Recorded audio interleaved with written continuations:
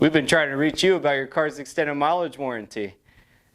Don't you hate it when you get those calls that you're just out there and all of a sudden you might be a victim of mesothelioma? Hate that. Just tell them that you want to read them the Book of Mormon, and I guarantee you every single salesperson will hang up that phone right then and there. Welcome to another update. Look, it didn't take me 8 months this time. Hi. Now, what I'm mostly going to go over with everybody in this video, we're just mostly doing updates. I work on the car all day Monday. I get my guy Eric to come over here, help me out record, plop up a video, and then from that point, we get it to you guys and you guys see the update on the car. Today was electrical day. Now, don't mind that. It's probably needed somewhere, but we'll go about that later. So, routed everything, fans, fuel pump, got the chassis harness in, tail lights, headlights. It's not really going to be a DOT legal car, but I'm going to get it damn well near close to the point of where that I don't have to, you know, rewire the whole thing again. So yeah, that's happening. Battery's right smack dab in the middle. Got an Optima side post, but somebody forgot to pick up the bolts for the battery. I'm just going to give you guys a hint. It was me. And yeah, I just have to get the bolts up and hook up the ground to ground, hook up the positive to positive, and then go from there. This is just a rough draft, and then I'm going to put the dash in. If everybody wants to get a good look at this, all my S13 guys at home already know what this is. It's got house paint on it because it peeled the house paint straight off. That's going to annoy the living nonsense out of me. So it's a S13 dash.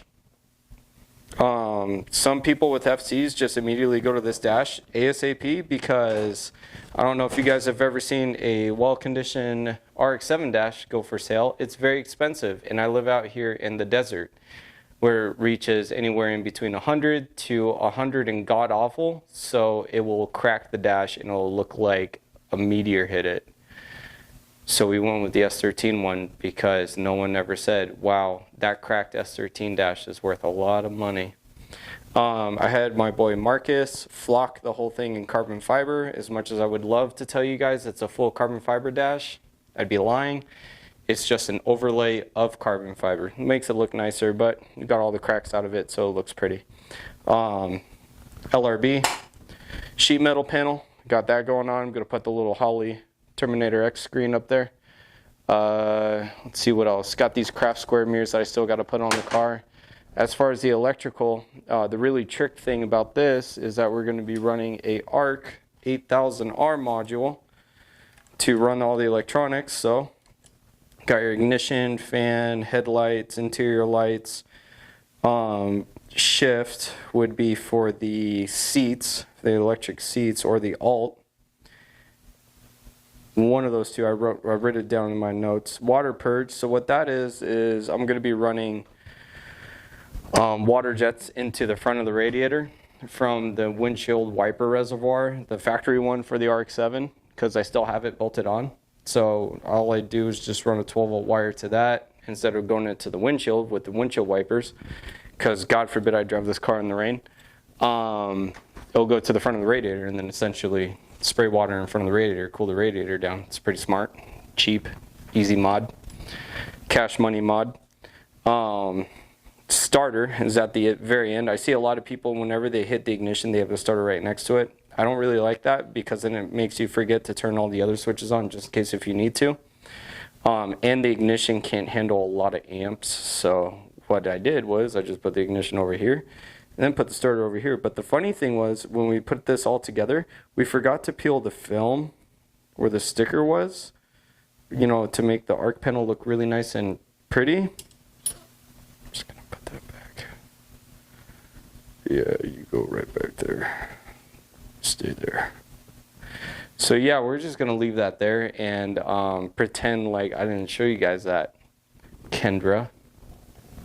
Not pointing any fingers, but the film was still on it when we put the stickers on.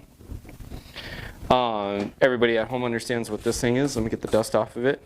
the old Terminator X. If you cannot wire in a Terminator X, then I think you should probably not turn the wrench on a vehicle at any point in time. Which is probably me, because I had one hell of a time wiring up this Terminator X. So the biggest thing with this is the only thing that kicked my ass, and I kind of wish I didn't do this, do not buy that used. If for everybody at home, if you get a Terminator X and it does not, and I repeat, does not come with all the accessories and the wiring harness, you have a better chance of just buying a brand new one, so that way it eliminates it of you trying to go back and find all the missing accessories that you would have to go and purchase again. And if you buy it from Holley, you could always send it back if something ever goes wrong, and you wouldn't have to pay an arm and a leg just to get it fixed. If something happens with this ECU and it does not work, I'm gonna have to pay an arm and a leg and then take out a credit card and hopefully pay it off within time to get this thing ready for next year. So it's not cash money. I would always recommend on buying it new, because I had to piece this whole setup together. Harness, ECU. I still have to get the vacuum line. I don't think they come with the vacuum line, but I still have to get the map sensor line for it. And on top of everything else, the sub harness for the Termi X. And come to find out, the thing with the Termi X, and you could stay right there. Just want to not juggle over all this. The thing with the Terminator X is that it comes with your typical 3.5 screen handheld. What I didn't know was that the SD card in the handheld is to save the tune. You know how much of a pain in the ass it was just to find just this, and everybody wanted $350 for it. It's not nice, because I ended up spending more money on this than buying it new. Cool. So keep the party train going. That's what's going on with all that.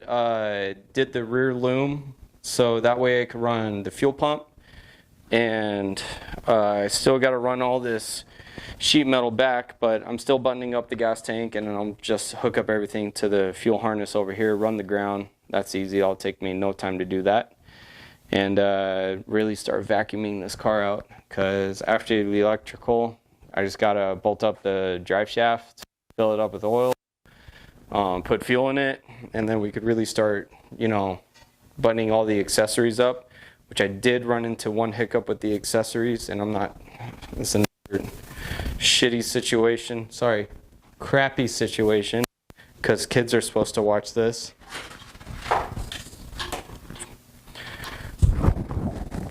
Stupid kids. I'm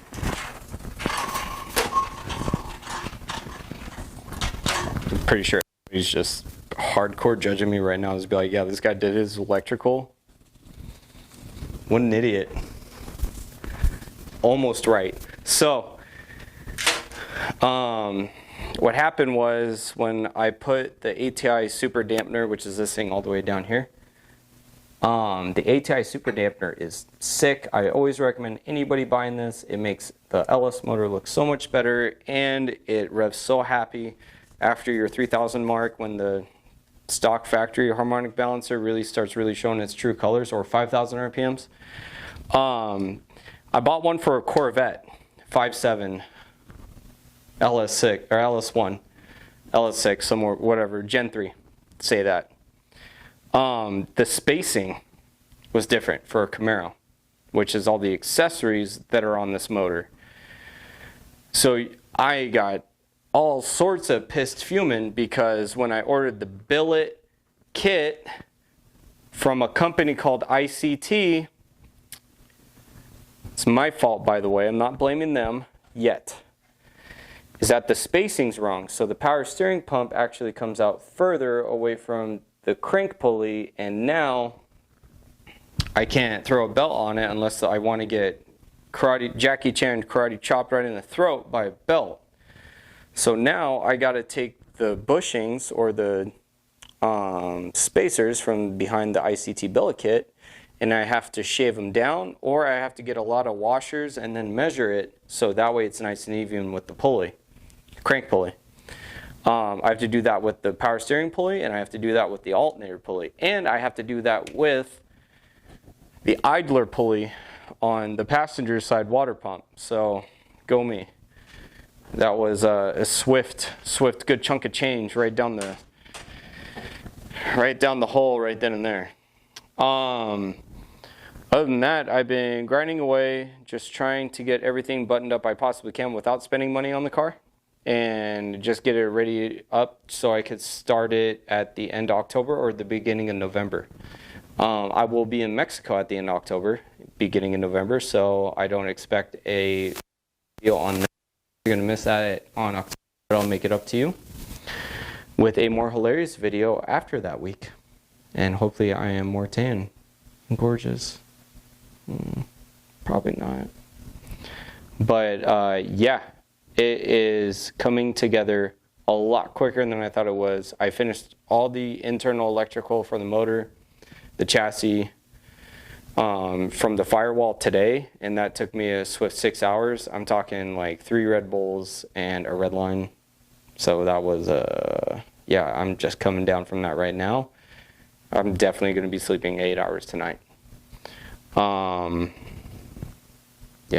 it's a very dandy day inside Baby J's garage today.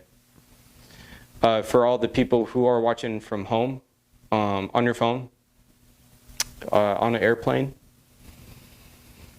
in a semi, or what else is there? Car? Tesla? Maybe? From the bathroom on top of the toilet? That's it. That's the money maker. That's the fucking money right there. So, what I'm going to tell you is leave a comment if you see a mod that you have a lot of questions about, as in the over fenders or the rear end, or if how much money you want see me invest in this thing. Don't be afraid to ask, because I definitely won't tell you. I will probably comment saying, yeah, it was expensive, and we probably leave it at that. But I'm very informative. I'm just joking, kidding, palling around with you guys. Leave a comment if you guys see anything that you want me to brush up on or educate with you guys with.